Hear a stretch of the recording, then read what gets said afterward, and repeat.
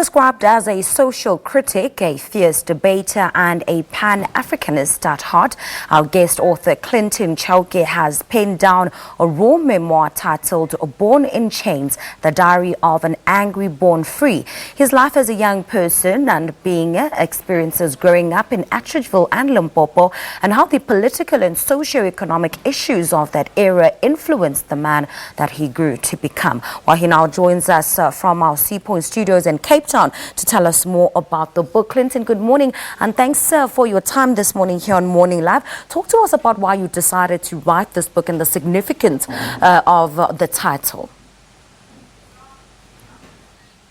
Well, thank you so much, Pearl, and the viewers at home. Well, writing the book, it was to tell a story that is very common in South Africa, but that is really told, So when I decided to tell it, it was to ignite the pride in the young people, of South Africa, talking about the places that I grew up in Limpopo and as well as in Atridgeville, and to talk about the challenges that we still face as young people in South Africa right now. So it was more of getting the perspective to the people and for everybody to understand, our experiences, that when they see the young people, being frustrated about the fees must fall, and people striking on the streets, they should understand where the frustration comes from. So to document it, I felt it was very necessary, so that people can understand at least, when people are frustrated and angry and don't know where to go. What are some of the other challenges and frustrations, as you mentioned, one of them having been the fight for free higher education? But as a young person born in 1994, what are some of the other challenges that you say you face and that they manifest and you see them daily in your life? Because having been born in 1994, a lot of people, it was the dawn of democracy. And so you guys were the born frees, the generation that would be born free of the chains that held us back as a people. Yeah, true. But there were structures that were created, during apartheid, and those things, they continue to be there. The communities were built. Like I grew up in a squatter camp in Atridgeville. And then after 1994, it doesn't go away. You have to grow up there. You have to see the inequalities as well as the tribalism, colorism in black society. And those are the things that I see happening even now. And I talk about, fees must fall. I was one of the participants, during that time in 2015. And now you still see the guys, they're taking long distances to the union building to be pardoned by the president. So these things, they continue to persist in society. So they won't go away, overnight. So it's more of a current event, but it's history, but it's still happening even right now as we speak. You also make mention of your mother in the book. Talk to us about the role that she played in paving the way for you and your sisters to, grow up to be the people that you are today and to thrive in your respective paths. Yeah, well, my mother, Kensani Paloyi, she played a very important role, in us growing up, because she didn't go far in school because of the policies of apartheid, and she ended up, working, domestic work. She used to sell spinach. She used to work.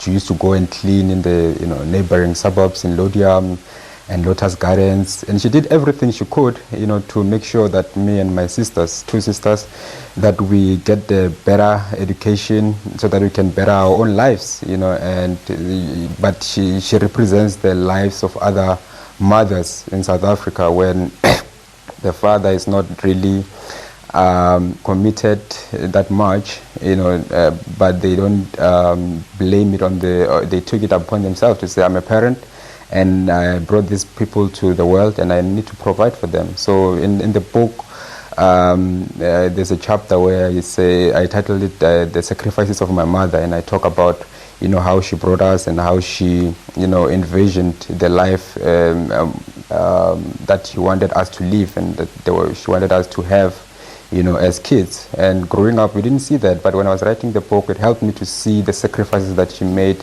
time and again, to make sure that I get a better life. And I'm very thankful, you know, to her and also to my father, you know, because he was always there at home, you know, even though they had their own challenges like any other family, you know. So yeah, I'm really grateful to both my parents, Clinton Chauke and Kensani Palo. Clinton, you mentioned colorism earlier on in our discussion, and I know that you as you say in the book, you grew up loathing your dark complexion, and I suppose it's because of just the conditioning and of society and how, you know, black or dark skinned was equal to maybe not being ugly or not being handsome or pretty enough. There's a lot of talk in our modern day world as well. It's always the yellow bone versus the dark skin complexion. Where do you stand?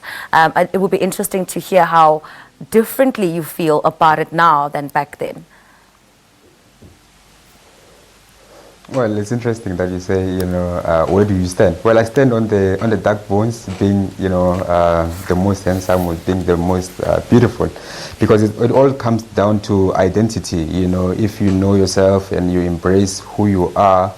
And I think because of the colonial history that we have, you know, we were told otherwise. We were told, you know, that our skin, you know, was the inferior, and it was associated with, you know, all these negative connotations. They didn't tell us that, you know, black was the color of depth, you know, of power, of endlessness.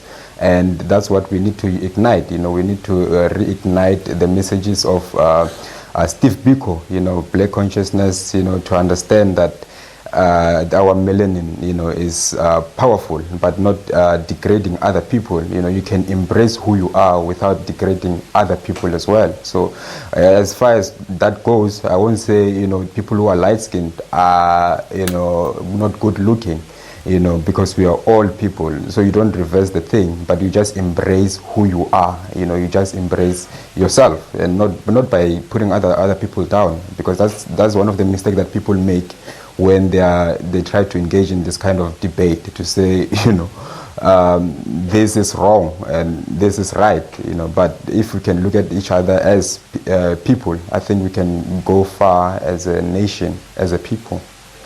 All right, Clinton, I certainly hope that you are slowly but surely breaking out of the chains that you believe you were born with. Thank you so much for your time this morning on Morning Live. That's Clinton Chauke, who's been speaking to us from our Cape Town studios in Sea Point about his book titled Born in Chains, The Diary of an Angry Born Free. It's a biography that narrates a raw account of his life story and experiences of being born at the dawn of democracy.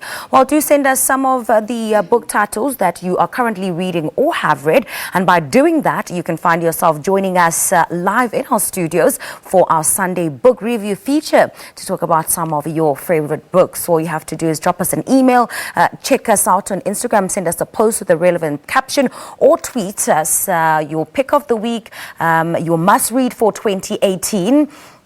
As well as your current read, and the one you were hoping was going to be great but perhaps turned out to be rather disappointing. Use our social media platforms to get in touch with us. We are at Morning Live SABC on Twitter. On Facebook, we are Morning Live, and Instagram.